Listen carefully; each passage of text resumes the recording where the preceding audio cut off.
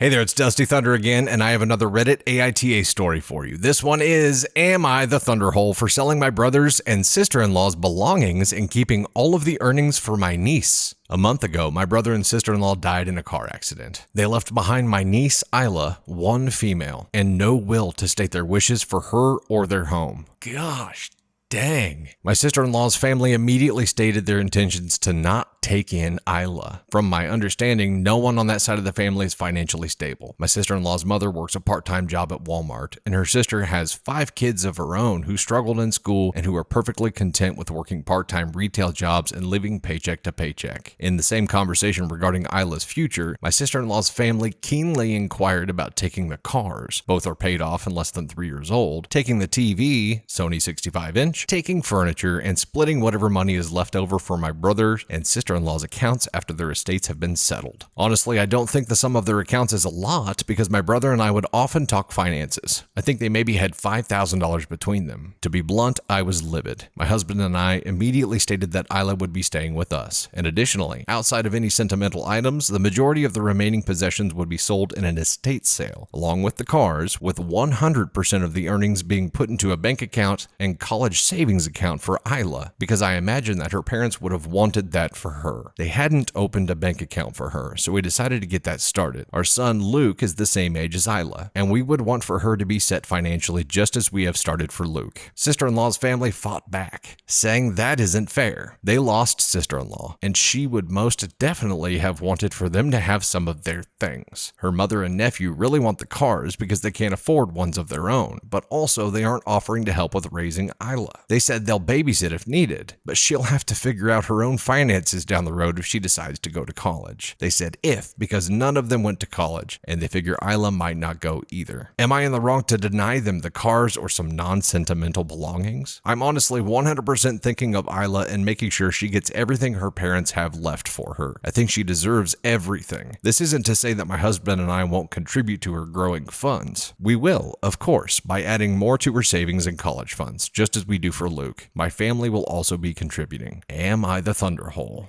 Please advise. Edit. We have a lawyer and we are going through the proper legal channels here. But the question I am asking everyone is the ethical dilemma of, are we being too harsh in denying my sister-in-law's family the non-sentimental property that they're asking for, like the cars, big electronics, furniture, etc. Edit 2. Wow, thank you to everyone for your kind words, advice, and condolences. I've read a lot about keeping this whole situation a legal matter and working with our attorney to do all the talking with my sister-in-law's family. Smart. To answer a few questions and confirm some things, we are definitely going to adopt Isla. She's been staying with us ever since the accident and she's adjusting well to being here. The first 2 weeks were the hardest, I think, as we slowly changed her schedule to match Luke's, and she's been such a trooper. We used some of her parents' clothes and blankets for her to snuggle into throughout the day, and we've already put away family photographs, their wedding album, and quite a few other personal effects for her to revisit in the future. As for sister-in-law's family, they've been reaching out on social media and via text message, mostly going unanswered by me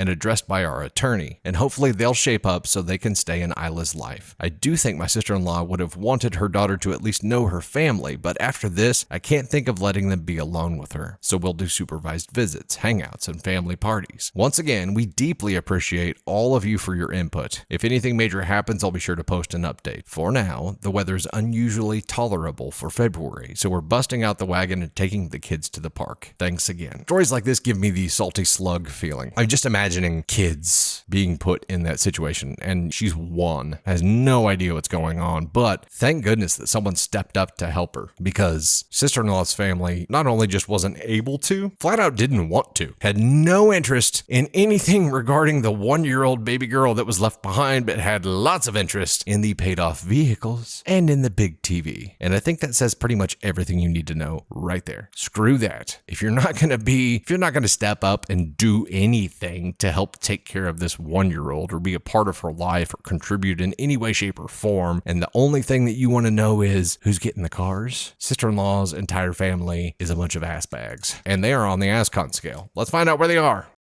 Where, oh where, does sister-in-law's family live on the ascon scale? As a reminder, ascon 1 is the worst, 4 is the least. Ascon 1 is there's no way you should have done that, you're a terrible human being. Ascon 2 is you definitely shouldn't have done that, but it doesn't make you a terrible person. Ascon 3 you probably should have approached that differently, and Ascon 4 is you probably could have approached that differently. Maybe you're an asshole, maybe you're not. So, where do we think sister-in-law's family belongs here? OP's not on the scale at all. OP and her husband were the only people who stepped up to do the right thing. Sister-in-law's family, they're a bunch of ascon 1s.